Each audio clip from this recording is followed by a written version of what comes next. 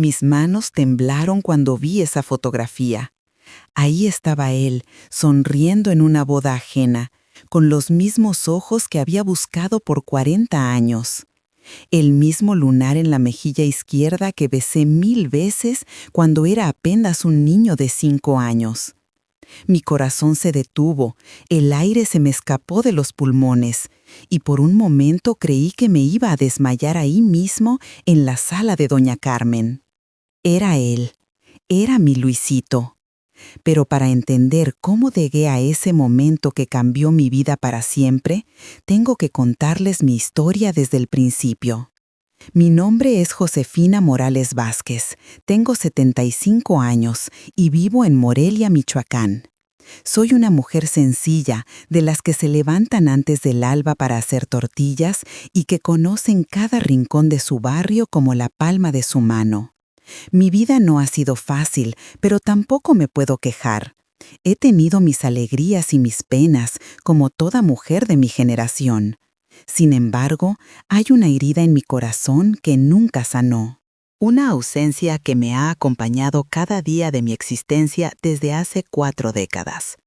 El 15 de septiembre de 1984, mi mundo se vino abajo.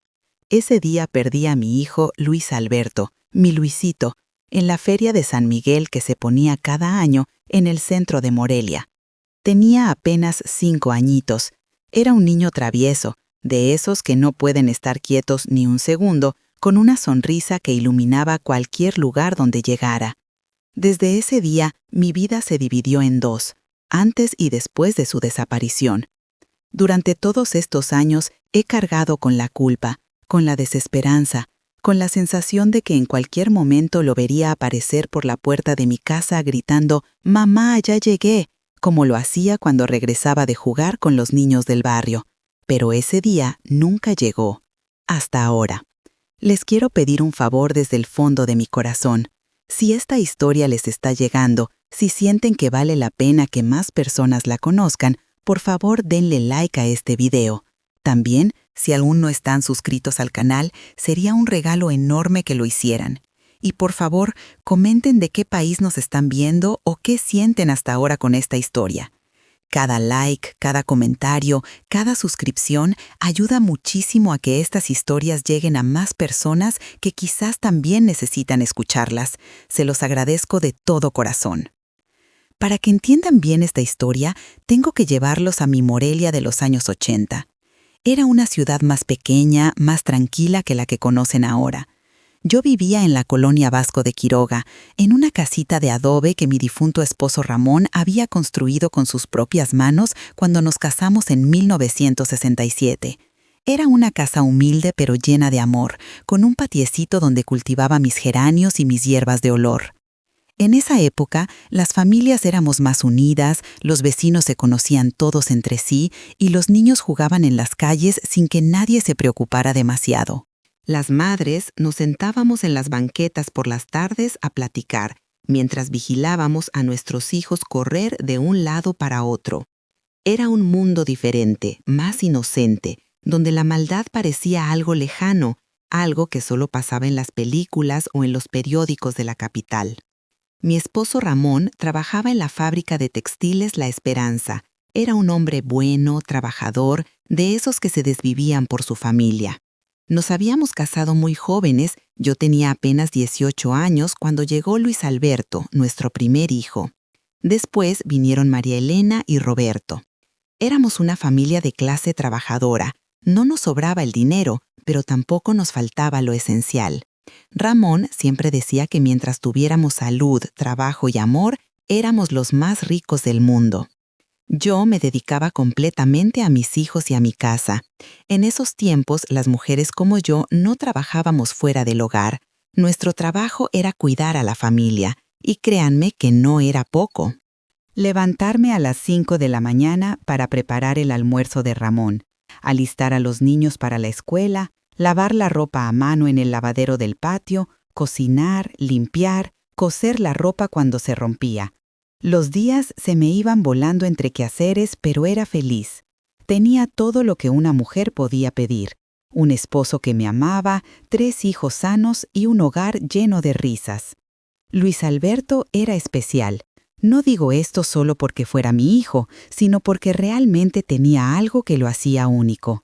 Era el más cariñoso de mis 3 hijos, siempre inventando travesuras, pero también siempre buscando abrazos y besos. Le encantaba ayudarme en la cocina, se subía a una sillita para alcanzar la mesa y me ayudaba a hacer tortillas. Claro que más bien me estorbaba, pero yo lo dejaba porque ver su carita de concentración cuando trataba de aplanar la masa me llenaba de ternura. Tenía una obsesión con los carritos. Donde quiera que íbamos, él buscaba carritos. En la tierra del patio hacía pistas imaginarias para sus cochecitos de plástico. Imitaba el sonido de los motores. Y siempre me pedía que le comprara solo uno más cada vez que pasábamos por alguna tienda. Ramón le había prometido que cuando cumpliera 10 años le iba a regalar una bicicleta roja, y Luisito contaba los días para ese momento. María Elena, que entonces tenía 2 años, adoraba a su hermano mayor.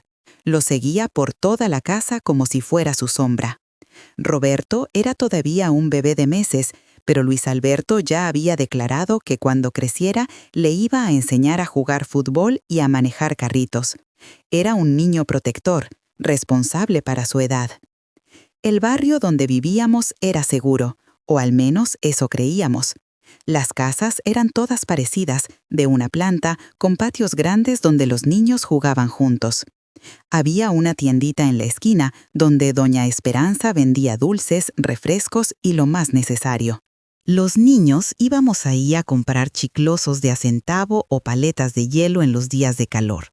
Luisito era cliente frecuente. Siempre llegaba con sus moneditas pidiendo de los dulces más sabrosos que tenga doña Espe. Los domingos íbamos a misa temprano a la parroquia de San José, que quedaba a 6 cuadras de la casa. Después paseábamos por el centro de Morelia, comprábamos nieve de pasta en el portal y los niños corrían en la plaza mientras Ramón y yo platicábamos con otros matrimonios. Era nuestra rutina, nuestro momento de esparcimiento semanal. Luisito siempre quería que compráramos nieve de chocolate y siempre terminaba embarrado de la cabeza a los pies. La vida seguía su curso normal, previsible, tranquilo. Nunca imaginé que la tragedia podía tocar a nuestra puerta. En mi mente, las cosas malas les pasaban a otras personas, en otros lugares.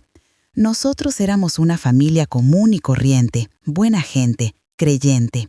¿Por qué nos iba a pasar algo malo? Las primeras señales de que algo no estaba bien empezaron sutilmente. Ahora, después de tantos años, puedo verlas con claridad. Pero en ese momento las ignoré completamente. A principios de septiembre del 84, Luisito empezó a comportarse de manera extraña. Normalmente era un niño extrovertido, que platicaba hasta por los codos, pero de repente se volvió callado, pensativo.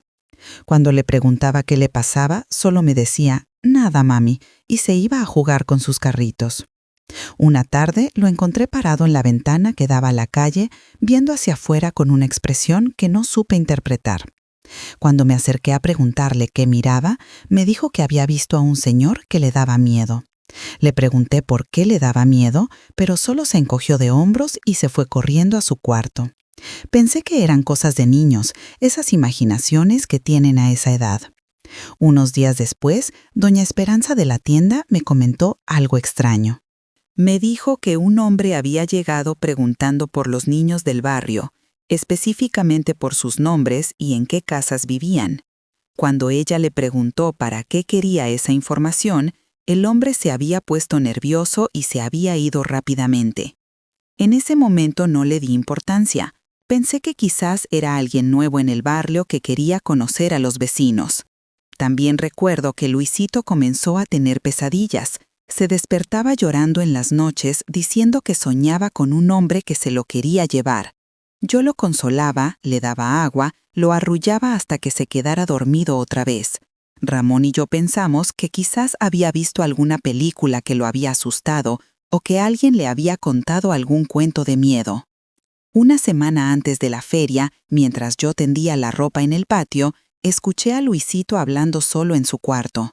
Cuando me asomé, estaba sentado en el suelo con sus carritos, pero no estaba jugando como siempre. Estaba susurrando algo que no logré entender bien. Me acerqué y le pregunté con quién hablaba. Me contestó que con nadie, pero su expresión no era normal. Había algo en sus ojos, una preocupación que no era propia de un niño de 5 años. El viernes antes de la feria, el 14 de septiembre, Luisito no quiso comer. Su comida favorita, arroz con pollo, se quedó intacta en su plato. Cuando le pregunté si se sentía mal, me dijo que tenía algo atorado en la panza. Lo revisé, le tomé la temperatura, pero estaba bien físicamente. Ahora me pregunto si lo que tenía era miedo, una premonición infantil de lo que estaba por pasar. La mañana del 15 de septiembre amaneció hermosa. El cielo estaba despejado, hacía un calor agradable, perfecto para salir a divertirse.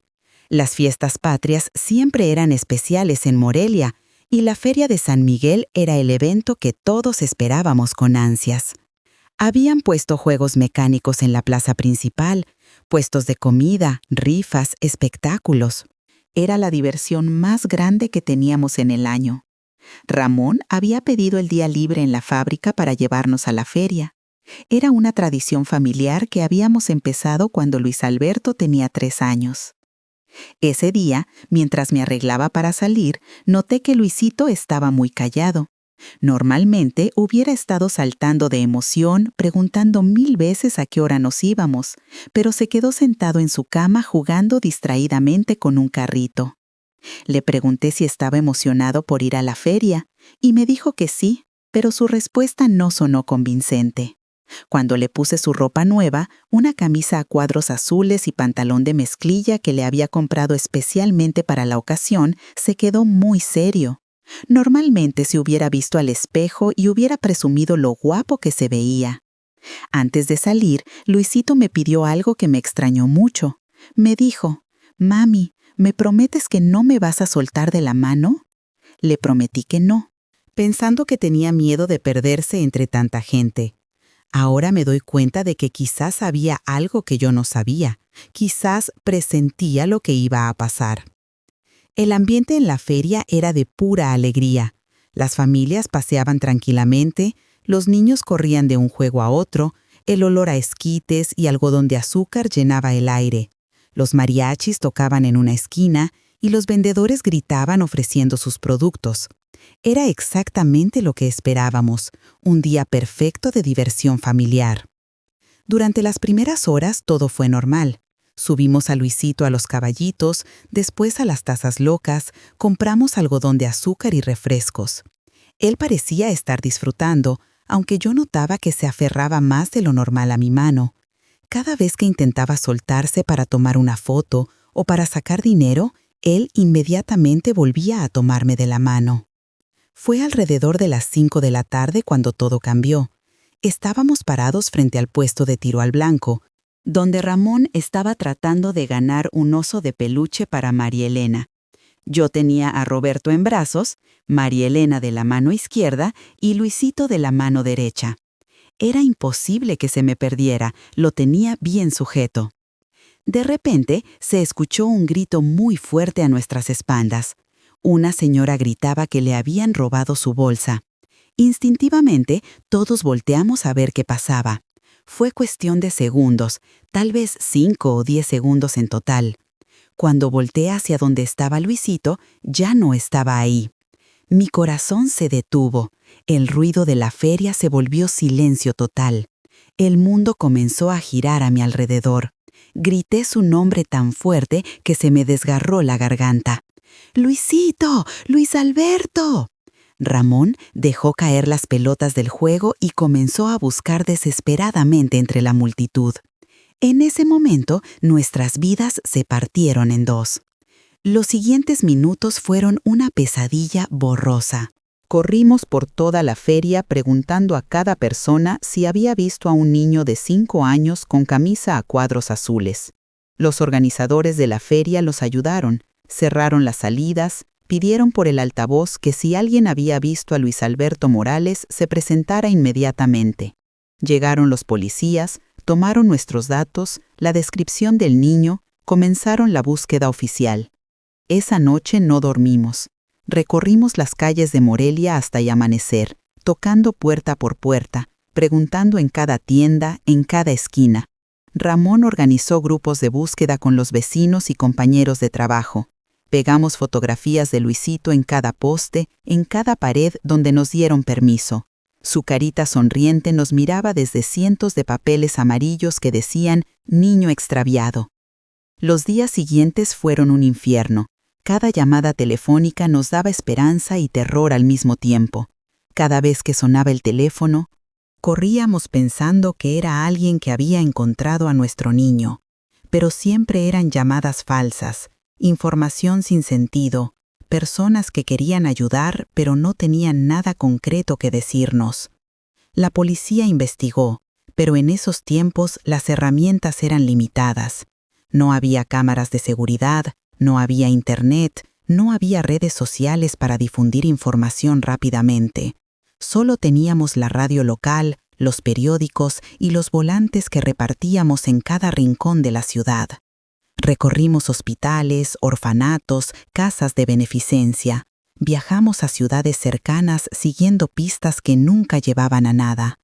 Pasaron semanas, después meses. Mi vida se convirtió en una rutina de búsqueda constante. Me levantaba pensando en dónde podía estar Luisito. Me acostaba preguntándome si estaría bien, si tendría hambre, si estaría asustado. Cada niño que veía en la calle me recordaba a él. Cada vez que escuchaba a un niño llorar, mi corazón se hacía pedazos pensando que podía ser mi hijo. María Elena y Roberto crecieron en una casa marcada por la ausencia. Aunque Ramón y yo tratábamos de mantener la normalidad por ellos, era imposible esconder nuestro dolor. La casa se llenó de silencio. Ya no había risas espontáneas, ya no había juegos ruidosos. El cuarto de Luisito se quedó exactamente como él lo había dejado. Sus carritos seguían en el mismo lugar, su cama tendida esperando que regresara. Los años pasaron lentamente. María Elena se hizo una jovencita responsable, como si hubiera entendido desde pequeña que tenía que llenar de alguna manera el vacío que había dejado su hermano. Roberto creció sin casi recordar a Luisito, pero siempre con la sensación de que faltaba algo en la familia. Ramón se sumió en una tristeza profunda que nunca logró superar completamente. Su salud comenzó a deteriorarse, creo que de tanta pena acumulada. Durante todos estos años, nunca dejé de buscarlo. Cada vez que salía de casa, mis ojos buscaban automáticamente entre las caras de los niños, después de los adolescentes, después de los jóvenes. Imaginaba cómo se vería Luisito a los 10 años, a los 15, a los 20. Guardé su ropa durante décadas, pensando que algún día regresaría y necesitaría sus cosas. Hubo momentos en que sentí que me volvía loca. Veía niños en la calle que se parecían a él y los seguía durante cuadras hasta que me daba cuenta de que estaba asustando a familias inocentes. Recibía llamadas de personas que decían haberlo visto en diferentes estados del país y yo viajaba sin pensarlo 2 veces, gastando dinero que no tenía solo para descubrir que era otra esperanza falsa. La gente del barrio fue muy solidaria al principio, pero con el tiempo comenzaron a verme con lástima. Susurraban a mis espaldas que ya debía superar la pérdida, que era hora de seguir adelante. ¿Cómo podían entender que una madre nunca supera la desaparición de un hijo? ¿Cómo podían pedirme que siguiera adelante cuando mi corazón se había quedado parado en esa tarde de septiembre del 84? Ramón murió hace 10 años, a los 68 años, de diabetes y tristeza acumulada. Sus últimas palabras fueron sobre Luisito. Me dijo: «Josefina, yo sé que está vivo. No dejes de buscarlo». Después de su muerte, me quedé completamente sola con mi búsqueda. María Elena se había casado y tenía su propia familia. Roberto trabajaba mucho y, aunque vivía conmigo, casi no coincidíamos en casa. Durante los últimos años, mi búsqueda se había vuelto más pasiva. Ya no viajaba siguiendo pistas falsas, ya no pegaba volantes en las calles. Pero seguía mirando cada cara, seguía preguntándome qué habría sido de mi niño. Por las noches, cuando no podía dormir, imaginaba conversaciones con él. Le contaba sobre su papá, sobre sus hermanos, sobre los cambios en Morelia, sobre todo lo que se había perdido. Hace 3 meses, mi vecina doña Carmen, que vive en la casa de al lado desde hace 20 años, se quebró la cadera. Es una mujer mayor, de 68 años, viuda como yo, y desde su accidente necesitaba ayuda con las cosas básicas de la casa. Yo me ofrecí a ayudarla con mucho gusto. Al fin y al cabo, los vecinos somos como familia, y en los momentos difíciles es cuando más nos necesitamos unos a otros. Doña Carmen es originaria de Veracruz, pero llegó a Morelia cuando se casó con su finado esposo, don Alberto, que en paz descanse. Durante todos estos años habíamos sido buenas vecinas, pero no éramos amigas íntimas. Ella sabía la historia de Luisito, por supuesto. Todo el barrio la conocía. Siempre había sido respetuosa con mi dolor. Nunca me había dado consejos no pedidos o comentarios hirientes. Una tarde de agosto, mientras la ayudaba a limpiar sus closets, doña Carmen me pidió que la apoyara organizando unas cajas de fotografías que tenía guardadas desde hacía años. Me explicó que quería hacer álbumes para sus nietos antes de que las fotos se echaran a perder. «Ay, Josefina», me dijo, «tengo aquí fotos de más de 30 años. Ya ni me acuerdo quién es quién en muchas de ellas».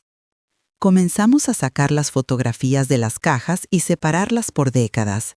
Había fotos de sus hijos cuando eran pequeños, de cumpleaños, de bodas, de bautizos, de viajes familiares. Era bonito ver todas esas memorias, aunque también me daba nostalgia pensar en todas las fotos que yo no tenía de Luisito creciendo, de sus graduaciones, de su boda que nunca fue. Mientras trabajábamos, doña Carmen me iba contando historias de cada fotografía. Me platicaba sobre sus hijos, sus nueras, sus nietos. Su familia era grande y muy unida. Los hijos vivían en diferentes estados, pero se reunían frecuentemente. Había fotos de navidades, de vacaciones en la playa, de quinceañeras.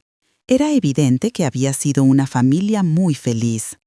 Durante esas tardes organizando fotografías, doña Carmen y yo nos hicimos más cercanas. Me contaba sobre su juventud en Veracruz, sobre cómo había conocido a su esposo, sobre la vida que habían construido juntos. Yo también le platicaba más detalles de mi vida, cosas que normalmente no compartía con nadie. Era como si el estar rodeadas de tantos recuerdos nos hubiera vuelto más confesionales.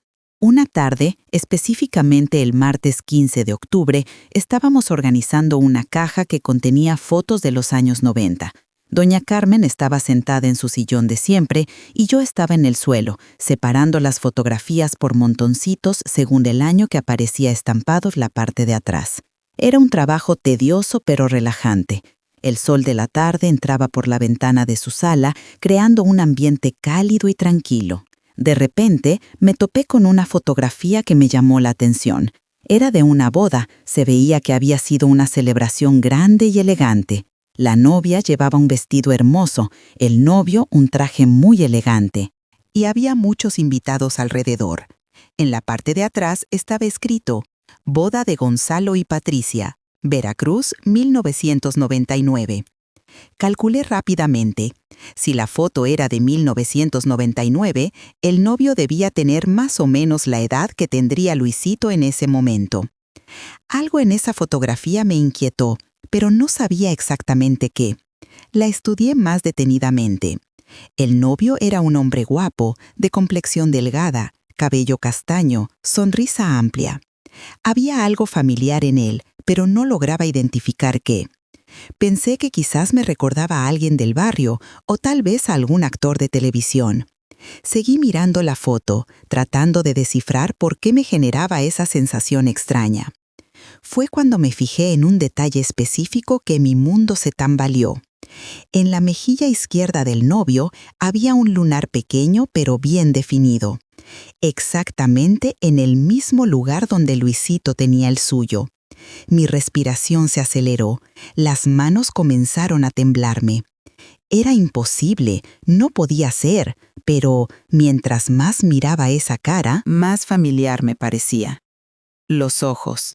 Tenía los mismos ojos de Luisito, la misma forma de sonreír, con el labio superior ligeramente levantado del lado derecho, la misma nariz, un poquito respingada, la misma forma de las cejas. Era como ver a mi niño convertido en hombre. El corazón se me quería salir del pecho. Mis ojos se llenaron de lágrimas sin que pudiera controlarlas. «Doña Carmen», le dije con voz temblorosa, «¿quién es este muchacho?» Ella se acercó para ver la fotografía que le estaba mostrando. «Ay, ese es Gonzalo, el hijo de mi comadre Refugio. Se casó con una muchachita muy bonita, Patricia se llamaba. ¿Por qué me preguntas, Josefina? Te veo muy alterada». Le conté sobre el lunar, sobre la similaridad que veía con Luisito. Doña Carmen me miró con compasión, pero también con cierta preocupación. «Ay, Josefina, ¿no será que después de tantos años de buscarlo, ves a tu niño en cualquier muchacho joven? Es normal, hija. Todas las madres que han pasado por lo tuyo hacen eso». Pero yo sabía que no. Esta no era mi imaginación. No era el producto de 40 años de esperanza desesperada. Era real. Era él. «Doña Carmen, ¿me puede platicar más de este Gonzalo? ¿De dónde es? ¿Dónde vive?» Ella me contó que Gonzalo había crecido en Veracruz, que era hijo adoptivo de su comadre Refugio, que siempre había sido un muchacho muy bueno, trabajador, que ahora tenía su propia familia. La palabra adoptivo se me clavó en el corazón como una daga. «¿Adoptivo?», le pregunté. «Sí, mi comadre Refugio nunca pudo tener hijos propios, pero siempre quiso ser madre. Cuando Gonzalo era pequeñito, como de 5 o 6 años, llegó a su vida de una manera muy particular. Nunca me contó bien los detalles, pero sé que no fue una adopción normal, por así decirlo». En ese momento, el mundo se me vino encima, las piernas me flaquearon y tuve que sentarme en el suelo. No era posible. Después de 40 años, había encontrado a mi hijo en una fotografía casual en la casa de mi vecina. ¿Era posible que la respuesta a mi búsqueda hubiera estado tan cerca todo este tiempo? Esa noche no pude pegar los ojos. Me quedé despierta hasta el amanecer mirando esa fotografía que había pedido prestada a doña Carmen. La estudié desde todos los ángulos posibles, buscando cada detalle que confirmara o negara mis sospechas. Pero entre más la observaba, más convencida estaba. No podía ser casualidad que un niño adoptado de 5 años, con el mismo lunar de Luisito, con sus mismos rasgos, apareciera en una foto de Veracruz. Al día siguiente, muy temprano, regresé a casa de doña Carmen. Necesitaba más información, todos los detalles que pudiera conseguir sobre Gonzalo y su familia adoptiva. Mi vecina me recibió con preocupación, me veía demacrada, ojorosa, alterada. «Josefina, mija, te ves muy mal. ¿No habrás dormido pensando en esa fotografía?». Le expliqué que necesitaba saber todo lo que ella supiera sobre Gonzalo. Doña Carmen se sentó conmigo en su sala y comenzó a contarme lo que recordaba. Su comadre Refugio, doña Refugio Hernández, vivía en el puerto de Veracruz desde que se había casado en los años 60. Había tenido varios embarazos, pero nunca logró llevar un bebé a término. Después de años de intentos fallidos, ella y su esposo decidieron buscar un niño que necesitaba una familia. Pero fíjate que fue muy raro, me contó doña Carmen, porque no fue a través de una institución oficial. Un día, allá por 1984 o 1985, llegó a su casa un hombre con un niño pequeñito. Le dijo que el niño era huérfano, que necesitaba una familia buena y que sabía que ella y su esposo querían adoptar. Mi comadre siempre fue muy reservada con los detalles, pero sé que no hubo papeles legales de por medio. Mi corazón se aceleró al escuchar la fecha, 1984 o 1985, exactamente cuando Luisito desapareció. ¿Recuerda algo más de esa historia? ¿Cómo se llamaba el niño cuando llegó? ¿De dónde venía? Doña Carmen frunció el ceño, tratando de recordar. «Ay, Josefina, han pasado tantos años. Lo que sí recuerdo Es que mi comadre me contó que el niño estaba muy asustado al principio, que lloraba mucho por las noches y preguntaba por su mamá. Esa información me desgarró el alma. Mi pequeño Luisito, asustado, llorando por mí, en una casa extraña, con gente desconocida. Pero al mismo tiempo sentí un alivio enorme al saber que había llegado a una familia que lo había querido. Doña Carmen me contó que Refugio y su esposo habían sido padres maravillosos, que habían criado a Gonzalo con mucho amor, que le habían dado educación y una vida digna. ¿Usted tiene la dirección de Doña Refugio, su teléfono, alguna manera de contactarla? Doña Carmen me explicó que su comadre había muerto hace 5 años y que desde entonces había perdido contacto con Gonzalo, pero recordaba que él trabajaba en algo relacionado con mecánica automotriz, que se había casado con Patricia y que tenían hijos. Durante los siguientes días me dediqué a investigar como una detective. Primero fui a la biblioteca municipal para buscar directorios telefónicos de Veracruz. Busqué todos los Gonzalo Hernández que pudiera encontrar. Encontré varios, pero ninguno parecía coincidir con la edad correcta o la ocupación que había mencionado doña Carmen. Después se me ocurrió algo. Roberto, mi hijo menor, trabajaba en una oficina gubernamental y tenía acceso a bases de datos que yo no tenía. Una tarde le conté toda la historia. Al principio se mostró escéptico, preocupado de que me estuviera ilusionando innecesariamente. Pero cuando le mostré la fotografía, su expresión cambió completamente. «Ay, mamá», me dijo con voz quebrada, «se parece muchísimo a las fotos de mi hermano cuando era pequeño. Y ese lunar, yo también lo recuerdo». Roberto se puso a investigar usando sus contactos en el trabajo. No podía usar los sistemas oficiales para fines personales, pero tenía amigos que lo ayudaron de manera extraoficial. Después de una semana de búsqueda, Roberto logró encontrar información. Había un Gonzalo Hernández Morales, de 45 años, registrado en Veracruz como mecánico automotriz. El detalle que más me impactó fue el apellido, Morales. Era el apellido de su madre adoptiva, pero también era nuestro apellido. ¿Casualidad? ¿O alguien había sabido su apellido real cuando lo entregó en adopción? Roberto consiguió una dirección del taller mecánico donde trabajaba Gonzalo.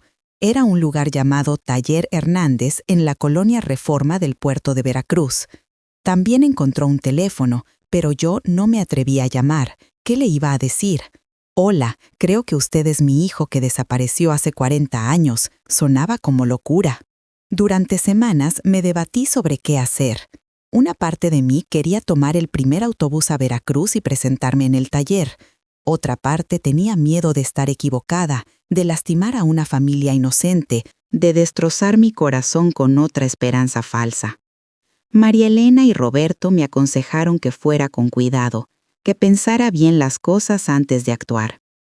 Pero la necesidad de saber la verdad era más fuerte que mis miedos. Decidí viajar a Veracruz, pero no para confrontar directamente a Gonzalo. Mi plan era ir a verlo de lejos, observarlo, confirmar mis sospechas antes de tomar cualquier decisión. Si realmente era Luisito, sabría cómo proceder. Si no era él, me regresaría a Morelia y trataría de seguir con mi vida. Le pedí prestado dinero a Roberto para el viaje. El autobús de Morelia a Veracruz tardaba aproximadamente 8 horas. Compré mi boleto para un martes por la mañana, pensando que sería menos sospechoso aparecer en el taller un día de trabajo normal. No le dije a nadie más sobre mi plan, solo a Roberto, que insistió en acompañarme, pero yo preferí ir sola. Preparé una maleta pequeña con ropa para 3 días. No sabía cuánto tiempo necesitaría para tomar una decisión. También llevé fotografías de Luisito cuando era niño, por si acaso necesitaba compararlas o mostrarlas a alguien. En el fondo de mi bolsa guardé la fotografía de la boda que doña Carmen me había regalado. La noche antes del viaje no pude dormir. Me quedé sentada en la cocina, tomando té de manzanilla, mirando por la ventana hacia la calle vacía. Me preguntaba cómo sería ver a mi hijo después de 40 años. ¿Me reconocería? ¿Tendría algún recuerdo de mí? ¿O habría olvidado completamente su vida anterior? También pensaba en doña Refugio, su madre adoptiva. Aunque estaba muerta, me sentía agradecida con ella por haber cuidado a mi niño. Si realmente era Luisito, esa mujer había sido una bendición en su vida. No tenía resentimiento hacia ella, al contrario, tenía una deuda de gratitud enorme. Había hecho lo que yo no pude hacer, proteger a mi hijo. El martes por la mañana abordé el autobús con el corazón en la garganta. Durante todo el trayecto estuve nerviosa, cambiando de opinión cada 5 minutos. A veces pensaba que estaba haciendo lo correcto, que tenía derecho a buscar a mi hijo. Otras veces me convencía de que estaba cometiendo un error, que iba a lastimar a gente inocente. El paisaje cambió gradualmente de montañas a planicie. Después comencé a sentir la humedad del Golfo de México. Cuando llegamos al puerto de Veracruz, mi nerviosismo había llegado a niveles incontrolables. Bajé del autobús sintiéndome como extranjera en mi propio país. Todo era diferente: el clima, los olores, la manera de hablar de la gente. Busqué un hotel pequeño y económico cerca del centro. No podía gastar mucho dinero, pero necesitaba un lugar donde quedarme mientras decidía qué hacer. El hotel era modesto pero limpio, regentado por una señora mayor que me recordó a las vecinas de mi barrio en Morelia. Le dije que estaba visitando a un familiar, lo cual técnicamente no era mentira. Esa tarde caminé por las calles de Veracruz tratando de familiarizarme con la ciudad. Era muy diferente a Morelia. El aire olía a sal y pescado, había mucha más humedad. La gente hablaba con un acento cantadito que me resultaba encantador. Me gustó inmediatamente, aunque estaba demasiado nerviosa para disfrutar realmente del paseo. Al día siguiente, después de desayunar en el hotel, tomé un taxi hacia la colonia Reforma. Le dije al chofer que me llevara al taller Hernández, pero que me dejara una cuadra antes. No quería llegar directamente y causar sospechas. Mi plan era caminar por la zona, localizar el taller y después decidir cómo proceder. Encontré el taller fácilmente. Era un negocio grande, bien establecido, con varios mecánicos trabajando. Había carros en el patio, herramientas por todos lados, el sonido típico de un taller activo. Me quedé parada en la esquina de enfrente, fingiendo que esperaba a alguien mientras observaba a los trabajadores. Al principio no pude distinguir cuál de los mecánicos era Gonzalo. Todos llevaban overoles manchados de grasa, gorras o pañuelos en la cabeza, y desde la distancia no podía ver bien sus caras. Pero después de media hora de observación, vi a un hombre que salió de la oficina y comenzó a dar instrucciones a los otros mecánicos. Por la manera en que los demás le respondían, era evidente que era el jefe o el dueño. Mi corazón se detuvo cuando finalmente pude ver su cara claramente. Era él. No tenía ninguna duda. 40 años mayor, con arrugas de expresión, con algunas canas en el cabello, pero era definitivamente mi Luisito. Los mismos ojos, la misma sonrisa, el mismo lunar en la mejilla izquierda. Incluso su manera de caminar me resultaba familiar. Me quedé allí parada, llorando en silencio, viendo a mi hijo trabajar sin que él supiera que su madre estaba a unos metros de distancia. Era más alto de lo que había imaginado. Tenía el cuerpo de un hombre que había trabajado físicamente toda su vida, pero mantenía esa gentileza en los gestos que recordaba del niño de 5 años. Durante toda esa semana regresé al mismo lugar. Me convertí en una espía de mi propio hijo. Aprendí sus horarios, sus rutinas, la manera en que interactuaba con sus empleados y clientes. Era evidente que era un hombre bueno, trabajador, respetado en su comunidad. Los clientes lo saludaban con cariño, sus empleados lo respetaban, y él trataba a todos con amabilidad y profesionalismo. Un día lo vi llegar acompañado de una mujer joven y 2 niños. Inmediatamente supe que era su esposa Patricia y sus hijos. La escena me llenó de emociones contradictorias. Por un lado, una alegría inmensa de ver que tenía una familia propia, que había logrado construir la vida que yo no pude darle. Por otro lado, una tristeza profunda al darme cuenta de que yo era una extraña en su mundo. Observé a mis nietos sin que ellos supieran que existía. Un niño como de 8 años y una niña de 5. El niño se parecía mucho a Gonzalo y por lo tanto a Luisito. La niña tenía rasgos más delicados, probablemente de su madre. Los vi jugar en el patio del taller mientras su papá terminaba algunos trabajos pendientes. Era una familia hermosa, feliz, completa. Fue en ese momento cuando tomé una decisión que cambiaría todo. No podía seguir siendo una espectadora silenciosa de la vida de mi hijo. Tenía derecho a saber la verdad y él tenía derecho a conocer su historia real. Pero también tenía que ser cuidadosa. No podía llegar como un tornado a destruir la paz de su familia. Tenía que encontrar la manera correcta de acercarme. Después de mucho pensar, decidí que la mejor estrategia era crear un encuentro casual. Necesitaba un pretexto para interactuar con él sin levantar sospechas. Se me ocurrió que podía inventar un problema con un carro imaginario, pedir servicio en su taller y durante el proceso buscar la oportunidad de tener una conversación más personal. Al día siguiente, me vestí de la manera más normal posible y caminé directamente hacia el taller. Mi corazón latía tan fuerte que pensé que todo el mundo podía escucharlo. Cuando llegué a la entrada, Gonzalo estaba justamente en el patio, revisando un motor. Al verme, se acercó con una sonrisa amable. «Buenos días, señora. ¿En qué la puedo ayudar?» Su voz era exactamente como había imaginado que sonaría la voz adulta de Luisito, cálida, amable, con un dejo de acento veracruzano que había adoptado con los años. Por un momento no pude hablar. Estaba viendo a mi niño perdido, convertido en un hombre maduro, exitoso, feliz. «Buenos días, joven», logré decir finalmente. «Tengo un problemita con mi carro. Me dijeron que usted era muy bueno para las reparaciones». Era mentira, por supuesto. No tenía carro, ni siquiera sabía manejar, pero necesitaba un pretexto para estar ahí, para poder hablar con él. Gonzalo me preguntó dónde estaba el carro y qué tipo de problema tenía. Yo improvisé diciendo que estaba en el hotel, que no arrancaba, que había pensado en traerlo en grúa, pero quería preguntar primero si él podía ir a revisarlo. Él me dijo que sí, que en la tarde podía acompañarme a verlo. Esas pocas horas de espera fueron eternas. Regresé al hotel y me quedé en mi cuarto, temblando de nervios. ¿Qué iba a hacer cuando se diera cuenta de que no había ningún carro? ¿Cómo iba a explicar mi mentira? ¿Estaba lista para revelar la verdad en ese momento?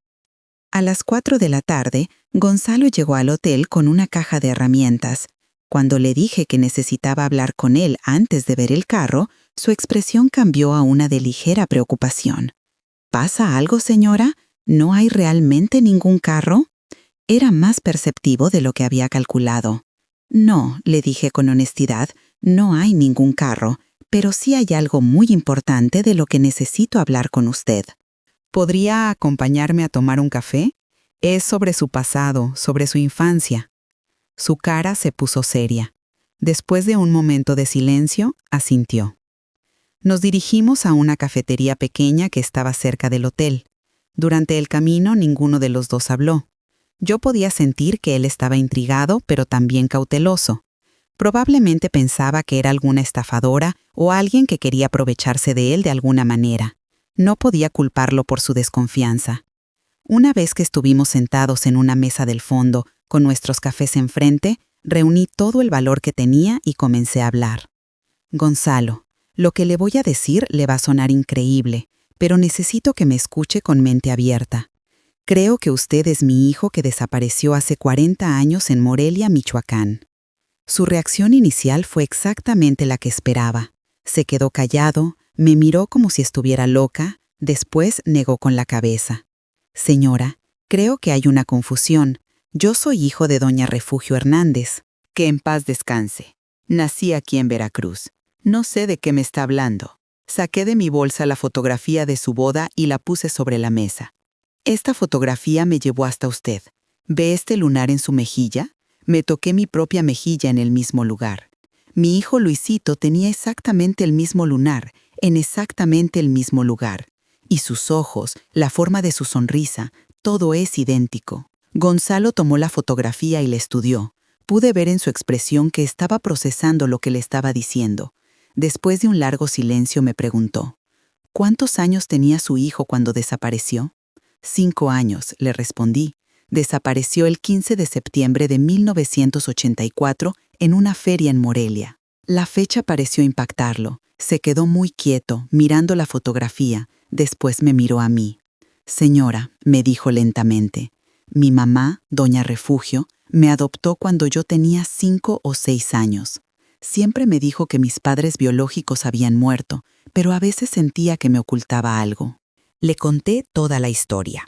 La desaparición en la feria, los años de búsqueda, cómo había llegado hasta él a través de la fotografía. También le mostré las fotos de Luisito cuando era niño. Cuando vio esas fotografías, su cara cambió completamente. Era como si estuviera viendo fantasmas de su propia infancia. «Dios mío», susurró, «sí me acuerdo de algunas cosas. Recuerdo haber llorado mucho por mi mamá cuando llegué a casa de doña Refugio. Recuerdo que preguntaba cuándo iba a regresar a mi casa. Pero con el tiempo, esos recuerdos se fueron difuminando, y doña Refugio me convenció de que solo eran pesadillas». Le pregunté si recordaba algo específico de su vida antes de los 5 años. Me dijo que tenía imágenes borrosas, una casa con patio, una mujer que le hacía tortillas, unos carritos de juguete. «Siempre me gustaron mucho los carros», me dijo, «desde niño. Por eso me dediqué a la mecánica». Doña Refugio decía que era algo natural en mí. Cuando le conté sobre su obsesión infantil con los carritos, sobre cómo hacía pistas en la tierra del patio, sobre cómo me ayudaba a hacer tortillas, vi lágrimas en sus ojos. «Sí recuerdo eso», me dijo con voz quebrada. «Recuerdo haber estado en una cocina, parado en una silla, tratando de aplanar masa. Y recuerdo una mujer que me decía que era muy buena ayudante». Fue en ese momento cuando ambos supimos, sin lugar a dudas, que era verdad. Era mi Luisito. Era mi hijo perdido, convertido en un hombre de 45 años, con su propia familia, con su propia vida, pero seguía siendo mi niño en el fondo de su corazón. Los dos lloramos en esa cafetería. Lloramos por los 40 años perdidos, por todos los momentos que no compartimos, por todas las veces que nos necesitamos mutuamente sin saber que el otro estaba vivo. Pero también lloramos de alivio, de alegría, de gratitud por habernos encontrado finalmente. Gonzalo me preguntó sobre su papá, sobre sus hermanos, sobre la familia que había dejado atrás sin saberlo. Le conté sobre Ramón, sobre María Elena y Roberto, sobre cómo nunca habíamos dejado de buscarlo. Le expliqué que su papá había muerto pensando en él, que sus hermanos habían crecido sintiendo su ausencia, que toda la familia había vivido con un hueco en el corazón que tenía su forma exacta. También me contó sobre su vida con doña Refugio. Había sido una madre maravillosa, estricta pero amorosa, que le había dado todo lo que una madre puede dar. Había ido a la escuela, había aprendido el oficio de mecánico con el esposo de doña Refugio, se había casado con Patricia cuando tenía 25 años, habían tenido 2 hijos hermosos. «¿Qué vamos a hacer ahora?», me preguntó. Era una pregunta complicada. No podíamos recuperar 40 años perdidos, no podíamos cambiar el hecho de que había crecido en otra familia, con otro nombre, en otra ciudad, pero sí podíamos construir una relación desde este momento hacia adelante. Le propuse conocer a su familia. Quería conocer a Patricia, a mis nietos, explicarles la situación. También quería que él conociera a sus hermanos biológicos, que supiera que tenía una familia en Morelia que lo había estado esperando toda la vida. No se trataba de reemplazar nada, sino de expandir su mundo, de llenar los vacíos que todos habíamos tenido durante estas décadas. Gonzalo necesitaba tiempo para procesar todo. Era comprensible, su mundo entero había cambiado en una tarde. Me pidió que le diera unos días para hablar con Patricia, para explicarle a sus hijos, para asimilar la magnitud de lo que había descubierto. Acordamos que yo me quedaría en Veracruz una semana más, para darle tiempo de decidir cómo quería manejar la situación. Esos días fueron de una mezcla extraña de ansiedad y paz. Por un lado, estaba desesperada por conocer a toda su familia, por recuperar el tiempo perdido, por ser parte de su vida de manera oficial. Por otro lado, tenía una tranquilidad que no había sentido en 40 años. Mi hijo estaba vivo, estaba bien, era un hombre bueno. La pesadilla había terminado. Al cuarto día, Gonzalo me llamó al hotel. Me dijo que había hablado con Patricia y con los niños, que les había contado toda la historia. Patricia había llorado mucho, pero había entendido la importancia del momento. Los niños estaban confundidos pero emocionados de tener una abuela nueva. Me invitó a cenar a su casa esa noche. La cena en casa de Gonzalo fue uno de los momentos más emotivos de mi vida. Patricia me recibió con un abrazo, me dijo que se sentía honrada de conocerme, que siempre le había parecido que Gonzalo tenía una tristeza inexplicable que ahora entendía de dónde venía. Los niños, Miguelito y Sofía, me llamaron abuela Josefina desde el primer momento, como si hubiera sido parte de sus vidas desde siempre. Durante esa cena, Gonzalo me mostró la casa que había construido, me enseñó fotografías de su vida, me contó sobre su trabajo, sus sueños, sus metas. Era evidente que había construido una vida hermosa y exitosa. Me sentí orgullosa de él, pero también triste por haberme perdido todos esos logros. Sin embargo, lo importante era que estaba aquí ahora, que podía ser parte de su futuro aunque no hubiera estado en su pasado. También hablamos de cosas prácticas. Decidimos que él viajaría a Morelia para conocer a María Elena y Roberto. Quería ver la casa donde había nacido, conocer a sus hermanos, visitar la tumba de su papá. Patricia estaba de acuerdo en que era importante que él tuviera esa conexión con sus raíces. Antes de despedirme esa noche, Gonzalo me dijo algo que se me quedará grabado para siempre. «Mamá», me dijo, «porque sé que usted es mi mamá. Nunca dejé de sentir que me faltaba algo. Ahora sé que era usted, era su amor». Esas palabras sanaron 40 años de dolor en mi corazón.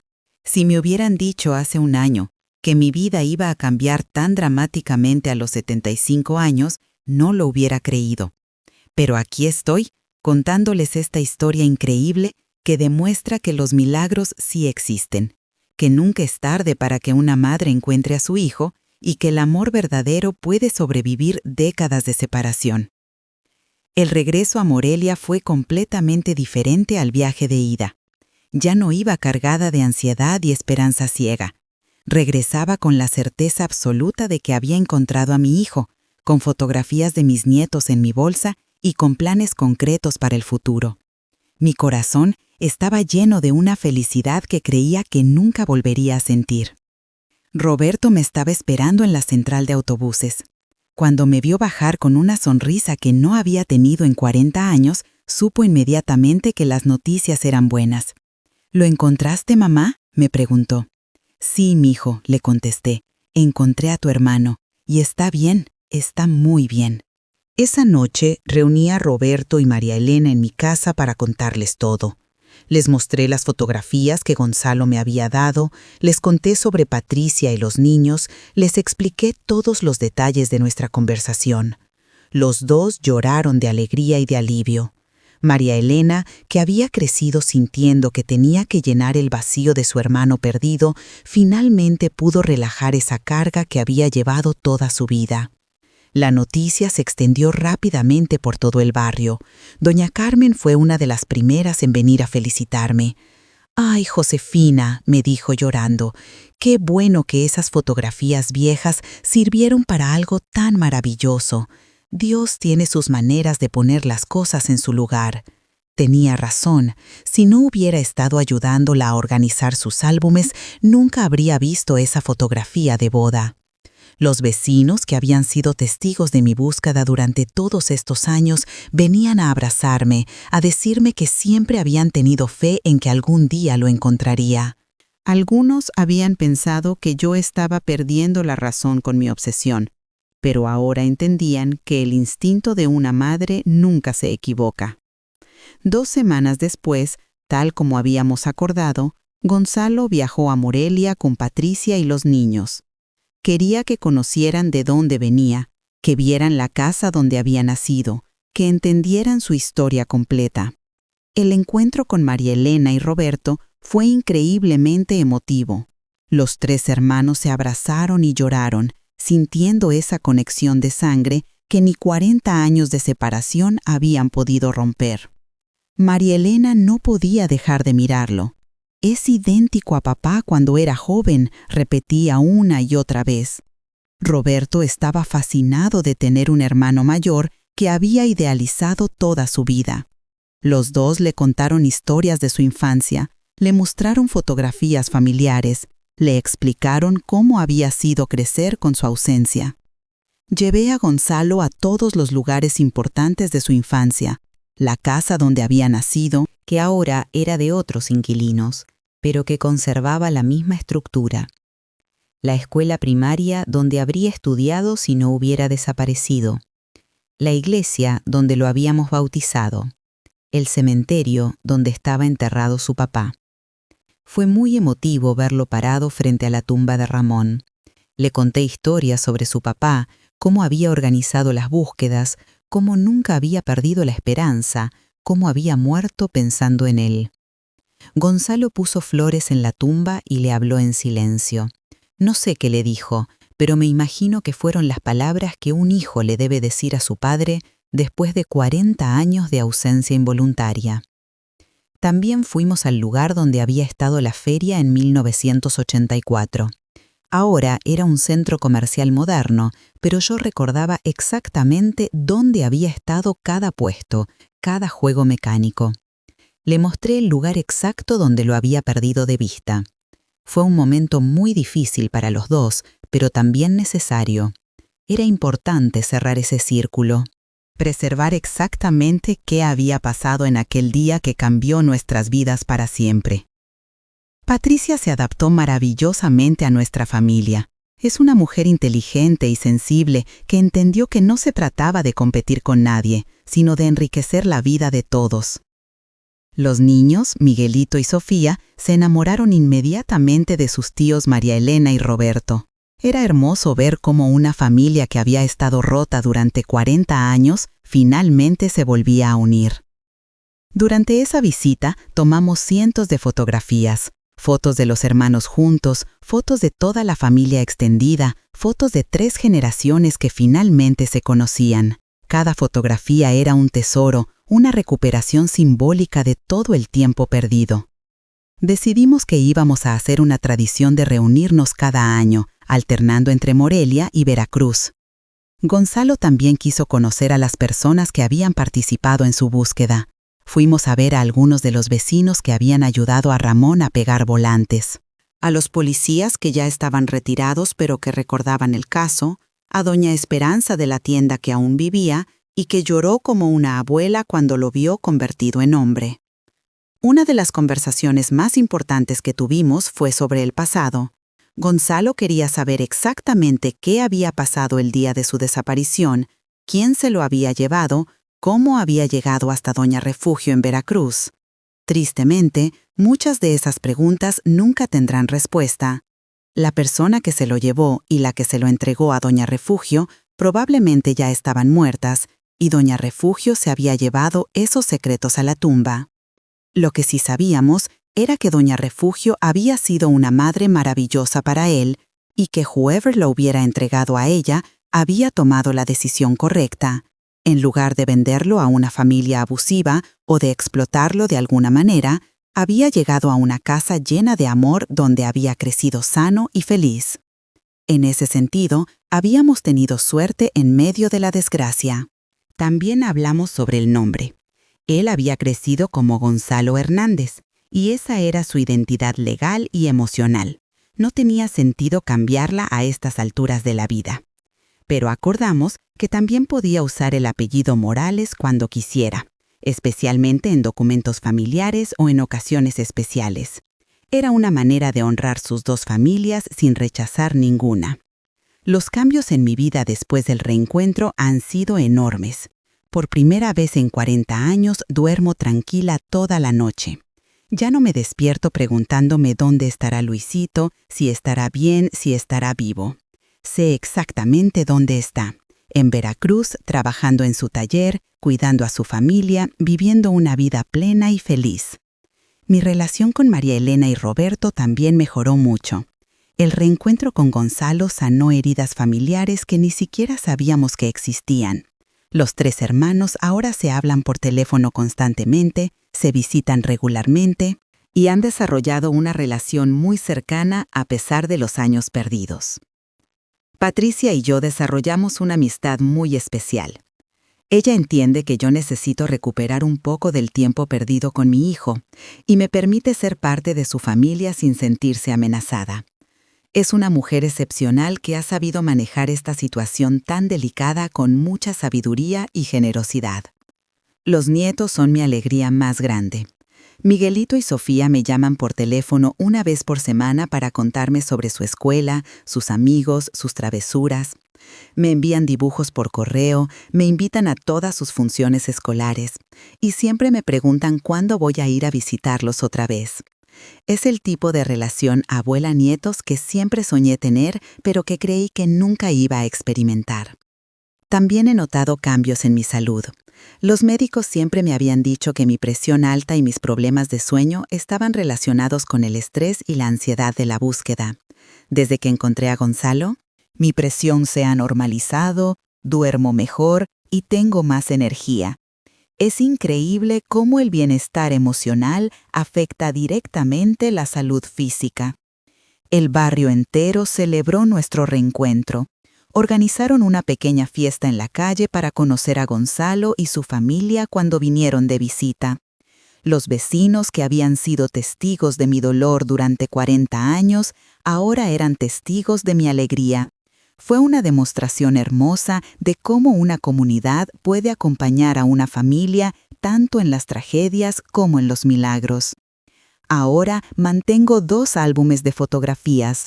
Uno con todas las fotos de Luisito de niño y otro con todas las fotos de Gonzalo adulto y su familia. Cuando las personas vienen a visitarme, les enseño ambos álbumes y les cuento la historia completa.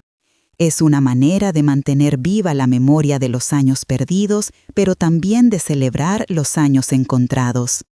Una de las cosas más hermosas es ver cómo Gonzalo ha abrazado su historia completa.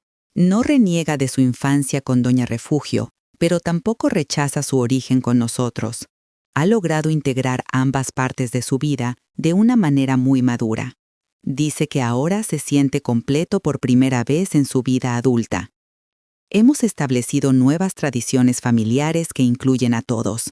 Cada Navidad nos reunimos, ya sea en Morelia o en Veracruz. Cada cumpleaños de Gonzalo es una doble celebración, el día que nació y el día que lo recuperamos. El 15 de septiembre, fecha de su desaparición, ahora lo celebramos como el Día de la Segunda Oportunidad. Quiero aprovechar este momento, ahora que mi historia está llegando a su final, para pedirles algo de corazón. Si esta historia los ha conmovido, si sienten que vale la pena que más personas la conozcan, por favor regálenme un like.